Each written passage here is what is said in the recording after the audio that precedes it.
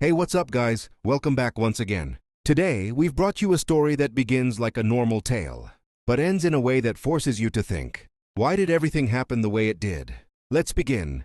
The Arabian desert. Endless sand, tall rocky hills, burning sunlight, and dead, dry trees standing silently everywhere. Yet some people turn even such places into a playground for fun. Because fun doesn't come from locations. It comes from people. And today, something exactly like this was about to happen here. A rave party was being set up in the middle of nowhere, where even birds hesitate to fly.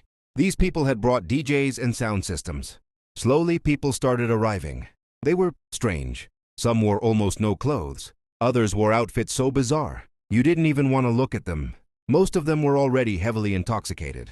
They didn't even realize where they were, or what they were doing. Among them stood an older man, around 55, 60 years old, with his young son. From his body language, it was clear. He wasn't here to party. His name was John. He had come here with his son, Stephen, searching for his daughter, Mary. Mary had attended a rave party like this 8 days ago, and never returned home. Like a helpless father, John kept showing Mary's photo to everyone passing by, asking if anyone had seen her. Most people mocked him. Some abused him. Some used disgusting words about his daughter. But John didn't stop. His eyes carried nothing but worry and desperation. Stephen, too young to understand this world, stood beside his father, his only support. Night turned into morning. The party still continued. Then John noticed a few people sitting on a high mountain. Despite the heat and height, he climbed up and showed them Mary's picture. One boy said something so vile that Stephen pulled his father away. But John returned again. This time, a girl looked carefully at the photo and said, "I've seen her. I don't remember exactly where, but she was heading toward a massive rave near the border. The last party before everything shuts down." For John, this was hope. A dangerous hope, but hope nonetheless. And so, their journey toward the border began. The road ahead looked beautiful, but beauty here meant danger. Sandstorms, broken paths, and no civilization for miles. If something went wrong, no help would come. A few miles ahead, some people stopped John's van. When they saw Stephen inside, one of them whispered, "Where you're going isn't safe for a child, and this van might not survive the road." John fell silent. After a long pause, he replied, "I have to go. My daughter might be there." No one argued. They continued. Soon, fuel became a problem. Civil war had turned the region into chaos. Fuel stations were looted. They found a man selling fuel illegally.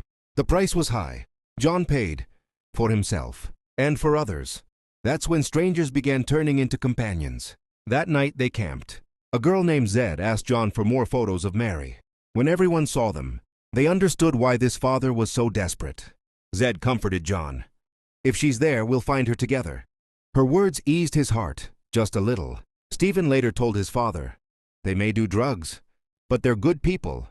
The next day, their van couldn't cross a small river. Others helped pull it across. That night, Stephen asked if he could share his chocolate with Zed.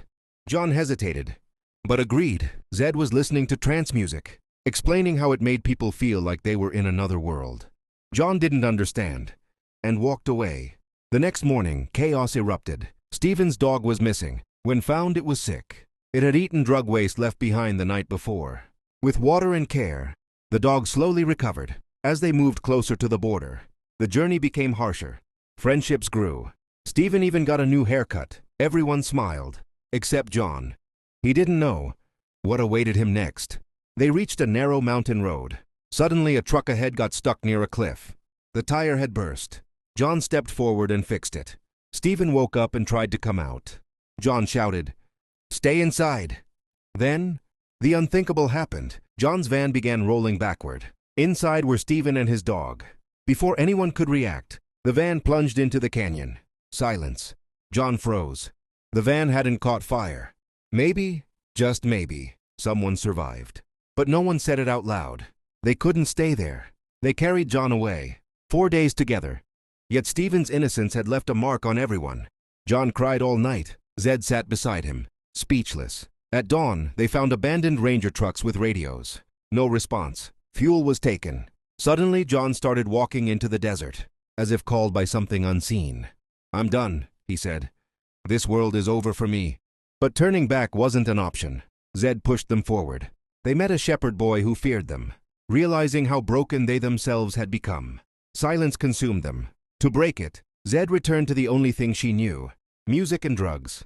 Soon everyone followed. They danced under the burning sun, in the middle of nowhere. Then, boom, Zed stepped on a landmine.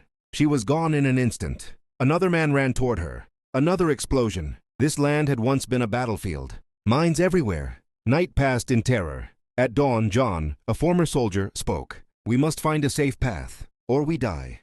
They sent a truck forward. It exploded but revealed a path.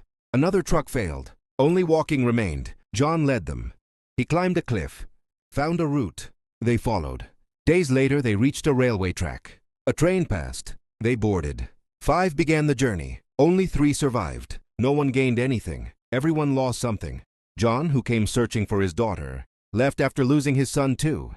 And the young friends who sought one last party returned with a lesson they would never forget.